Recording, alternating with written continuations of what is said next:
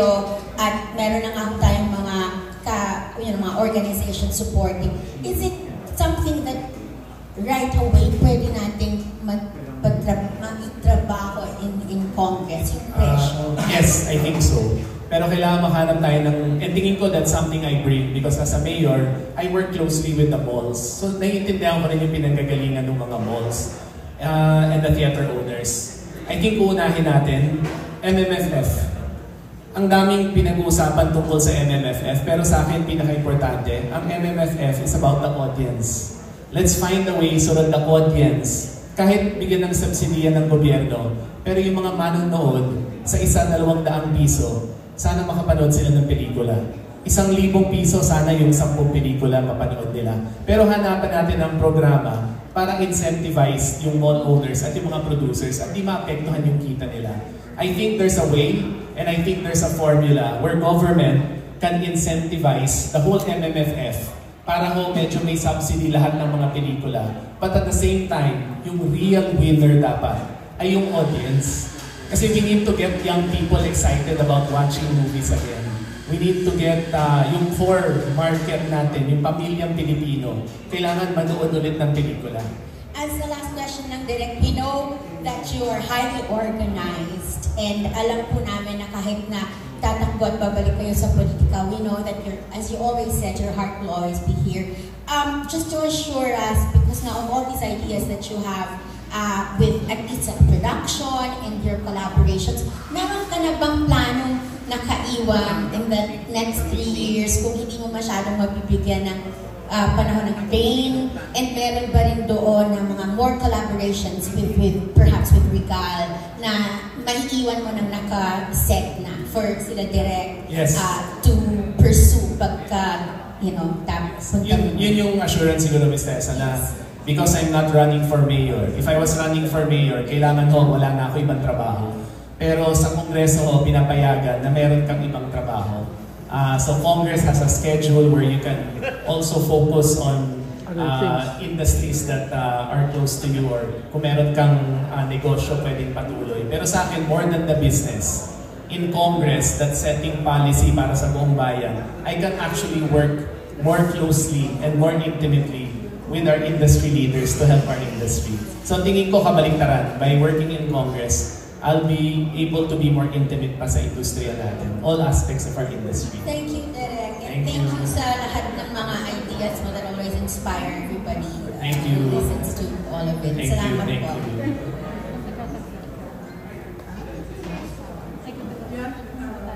Thank you, Tessa. Yeah, pero bago si Tito Nestor Cordero, kasi galing siya lipa, kasi ito may Maritas University, magbigyan ko na namin ng Lady in Red, Rose Garcia. Ano, Rose, tayo ka? Hello. Ano na ba? Good evening. Good evening, Kong. Ayan na, Kong. May two question ako. Ang unang question, nung time na nag-leave ka and wala ka sa position, you focused on doing films. And considering itong mga pinagdadaanan mo ngayon, considering itong mga issues with the family, yung siyempre, I'm seeing you now parang cool, relax, but feeling ko deep inside, siyempre, it's very hard, di ba? Sumagi ba sa isip mo direct na, what if hindi na ako papasok sa politika and I'll just focus on doing what I also love doing, which is film. Yes. Kung napakahirap na desisyon na bumalik sa public service. I love what I do. I love directing. I love producing. Napakahalaga sa akin yung magbigay inspirasyon, magkwento. At hindi naging madaling desisyon yung bumalik sa public service. Lalo ngayon, I believe sincere lahat ng intentions ko. Yung natutunan ko nung pandemic na pwede palang solusyonan ng mabilis. Di ba nasanay tayo, sabihin natin, gobyerno kasi. Ano ibig sabihin nun? Mabagal. Pero nung pandemic, nakita ko kung isang tabing politika, kung magtulungan tayo, pwede yung mabilis na solusyon sa mga problema natin. And kung mahirap, ngayon pa lang, Merong mga fake news, black propaganda. Kanina lang may nag-report sa akin, piniprint na raw yung mga leaflets ng paninira sa akin. Hindi ko alam kung sinong gumagawa. Palagay ko hindi kapatid ko, palagay ko hindi pamilya ko. Pero kung maraming chismis, maraming intriga sa showbiz, mas maraming chismis, mas maraming intriga, mas maraming paninira sa politika. Because I think there's more at stake. Ang pinag-uusapan natin yung buhay ng mga kababayan natin. And yun siguro yung ano rin, no? Hindi naman ako nagsusumbong sa entertainment family ko. But also that's the challenge. The challenge is really to be able to focus on work pagdating mo sa public service. Kasi oftentimes, it's distracted by politics. Napaka-divisive ng politics. But kaya tayo nandyan because there's so much work to do. My last question. Direct, if ever kaya na the former Senator Rene Cayetano still alive, ano kaya sa tingin mo ang magiging reaksyon niya, damdamin niya, or pwede niyang sabihin sa mga nangyayari ngayon sa inyong magkakapatid? Yung daddy ko, hindi siya politiko. Yung totoong mga nakakilala sa dad ko. My dad was only in an elected position around 4 years. 3 taon siya naging senador, mga 1 to 2 years siya naging miyembro ng Batasang Pambansa. But he was in public service. Kasi halos buong buhay niya, he was giving free legal advice. Abogado siya. So hindi ho siya politiko. Yung parang politika, no, yung mga Cayetano na pumasok sa politika, actually nagsimula when my brother Alan ran, and then my ate Pia, my sister-in-law, and ako. So ako sigurado ko, ang kunang sabihin ng daddy ko, na isang tabi yung politika and focus on public service. And that's what I'm trying to do. Na public service doesn't mean playing the game of politics. Parang showbiz. Di ba, may kasabihan, showbiz lang yan. Pero pwede namang sa showbiz, hindi showbiz lang yan. We can talk about real change, we can talk about real issues, we can talk about real things we can do, we want to do for the showbiz industry.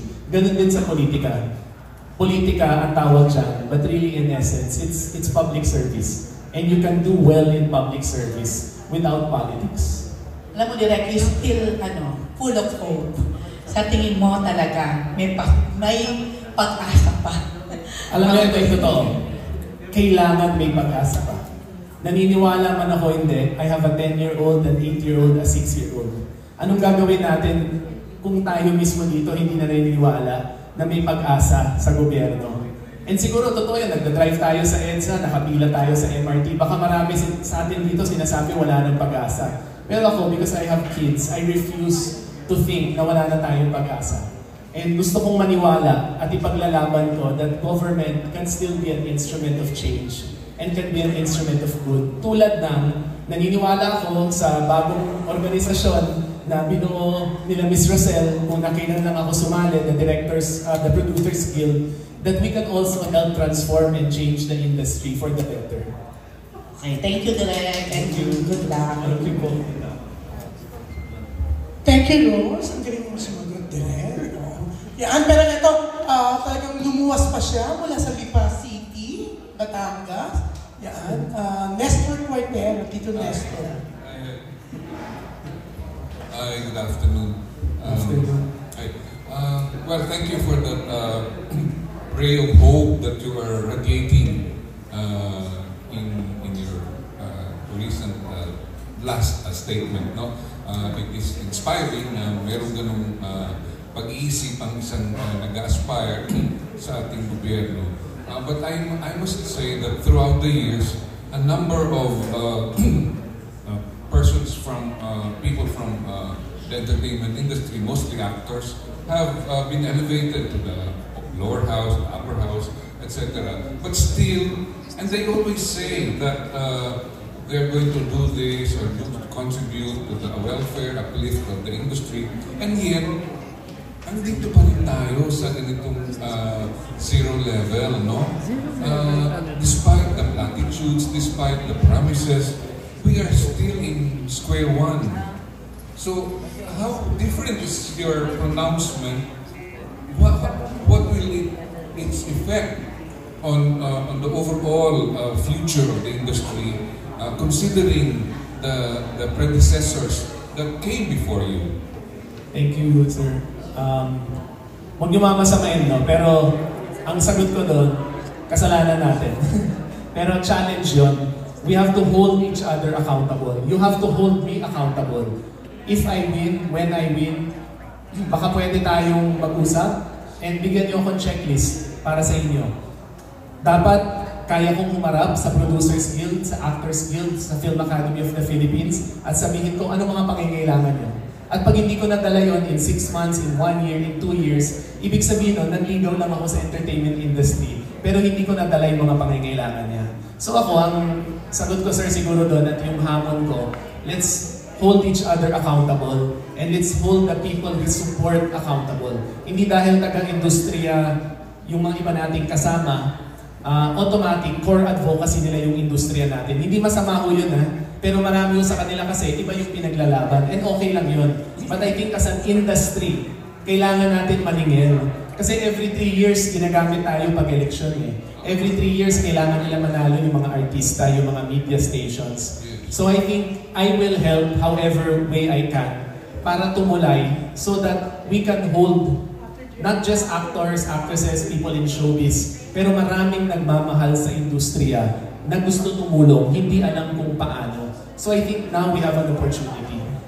Thank you. Thank you, sir. Speaking of the industry, a recent thesis conducted by LaSalle, the LaSalle University. I think you came from LaSalle, no? UP po. Okay. Anyway, ang study nila about the industry is that the TNE audiences have stopped watching Filipino movies or movies altogether. Against this finding, where do we stand? I mean, ano ang pwede natin gawin to be able to bring them back to the cinema? Yeah, I think one, we need to cast a wider net. Hindi pwede yung isang pelikula para sa lahat.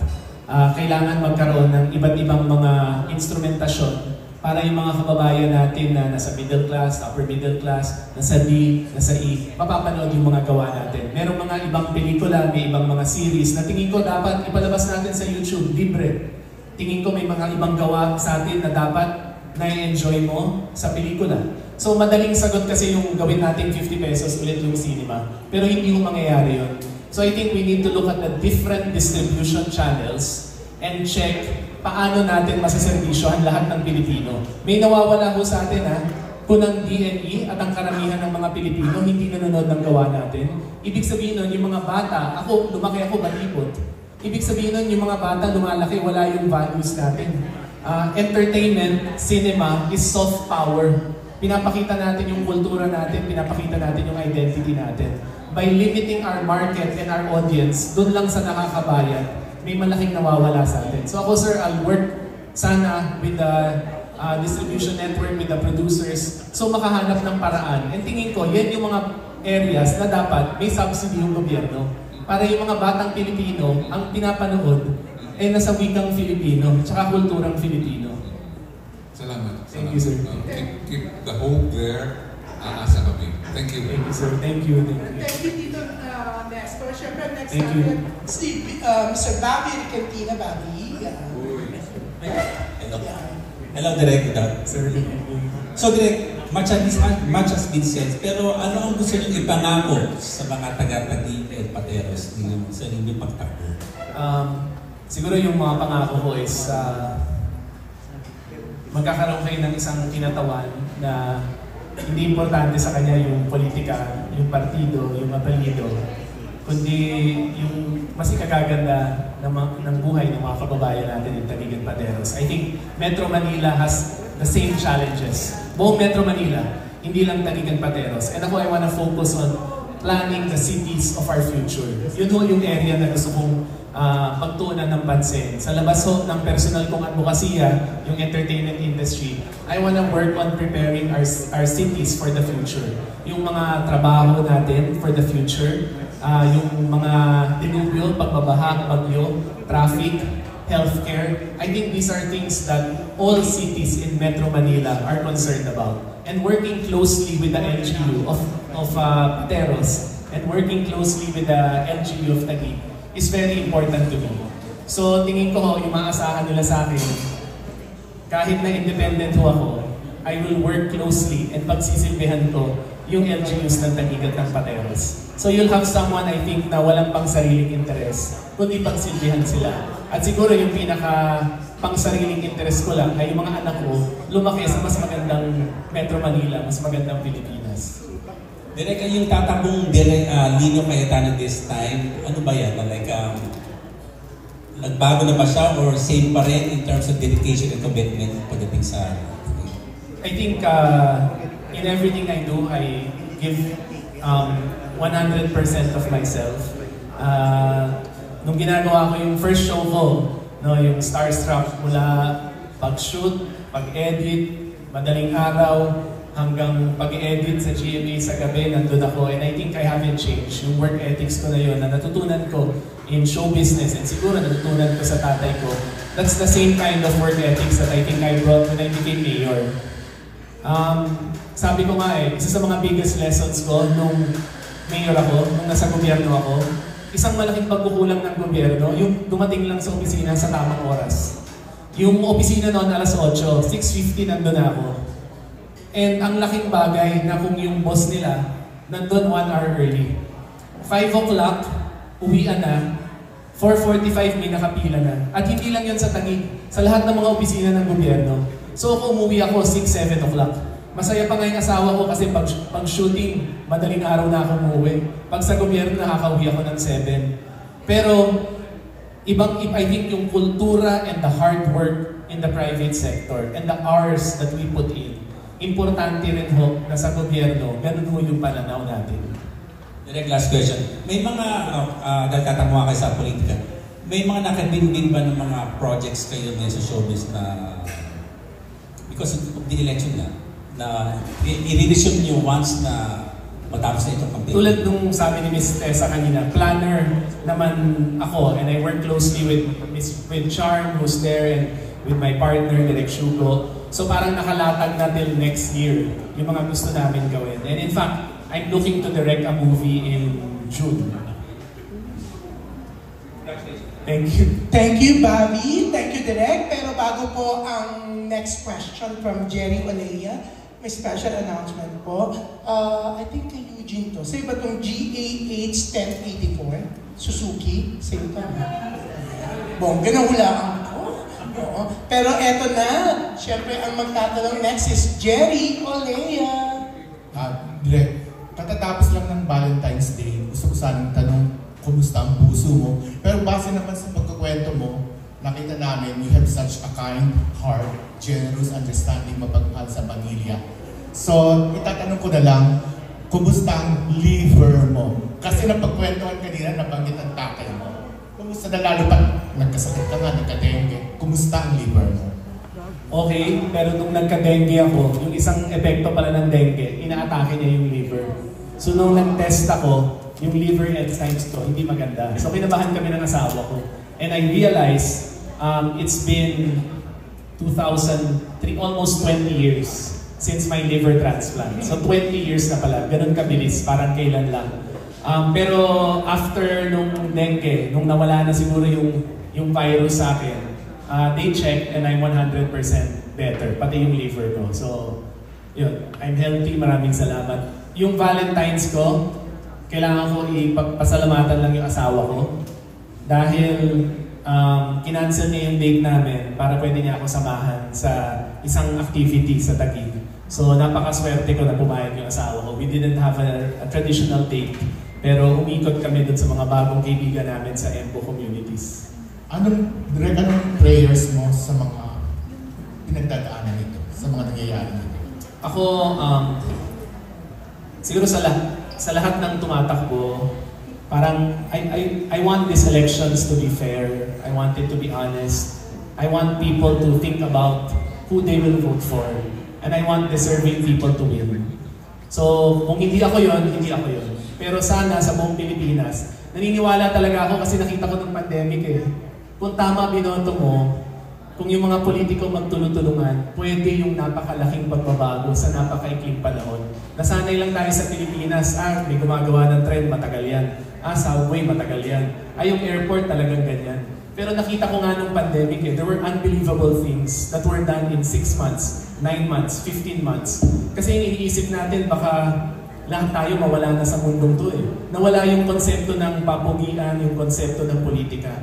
And that's something I want government to work with urgency. Dapat ganun tayo ngayon eh. Kung paano tayo ng pandemic. Ganun tayo ka-agresibo. And that's something I hope and pray that this election will bring. Thank you, Direk. Thank you. Thank you, Jerry. Siyempre, next natin from DWAR. Yan. Maasa si OG na siya tatawagin. Okay. Hindi, sige ikaw na, no? Ikaw na nga, di ba? Thank you. DWAR. Yan. Si OG po, yan. Direk, hi Direk. Question, wala. Pinag-usapan kami ni Tito Gordy. Ako OG, nakakahiya. Sinabi ko pa naman, ano ka, from Laudi ka. Wala kang may tanong. Sabi pa ba yan? Sa diisip na si Direk. Nag-break